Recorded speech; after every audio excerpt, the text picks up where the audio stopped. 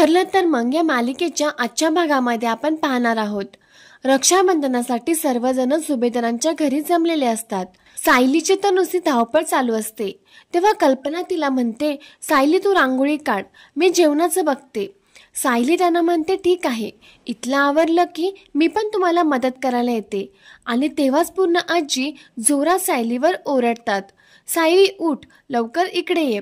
पूर्ण आजीचं असं बोलणं ऐकून सर्वजणच खूप घाबरतात।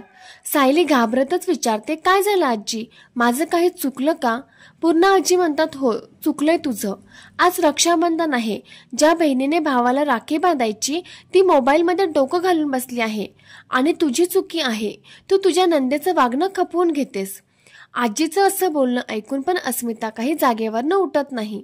तेव्हा अर्जुन आणि अश्विन तिला म्हणतात, अगं बाई उठ एकदाची। तेव्हा ती उठून उभी राहते आणि म्हणते, अगं पूर्ण आजी, मी रांगोळी काढणार होते ग, पण रांगोळीमुळे माझी बोटं खराब होतील ना।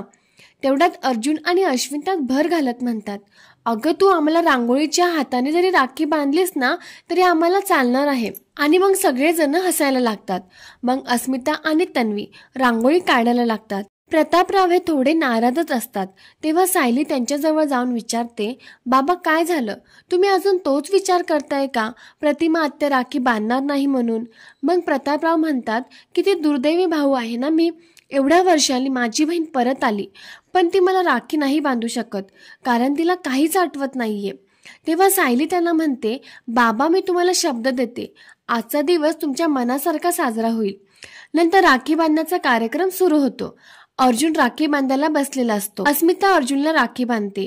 अर्जुन नंतर अश्विनला पण राखी बांधते। यांचा हा राखी बांधायचा कार्यक्रम सुरू असतानाच सायली तिथून प्रतिमा आत्यांच्या रूम मध्ये जाते आणि कपाटातून ती प्रतिमा आत्यांना छान साडी काढते आणि प्रतिमा आत्यांना बोलते, पटकन तयार होता का, आजच्या दिवशी साडी नेसायला हवी, आज खूप खास दिवस आहे।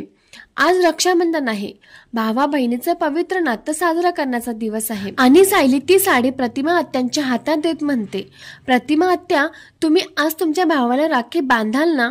पहिलं तर प्रतिमा आत्या सायलीकडे बघतच असतात पण नंतर तयार होतात। बाहेर सर्वजणच प्रतिमाची वाट बघत असतात। नंतर प्रतापराव पूर्ण आजींना म्हणतात, अगं नाही येणार प्रतिमा, एवढ्या वर्षाने ती आलीये पण माझ्या बहिणीला नातंच आठवत नाहीये। आणि सर्वजण खूप उदास होतात। पण तेवढ्यात सायली ही प्रतिमा आत्यांना घेऊन येते आणि म्हणते, त्यांना आठवत नसलं तरी आपल्याला तरी लक्षात आहे ना बाबा। आणि तिथे प्रतिमाला बघून सर्वजणच खूप खुश होतात। मग प्रतिमा प्रतापरावांना राखी बांधतात। तर मित्रांनो, या सिरियलची अशीच अपडेट बघण्यासाठी व्हिडिओला लाईक करून चॅनलला सबस्क्राईब नक्की करा।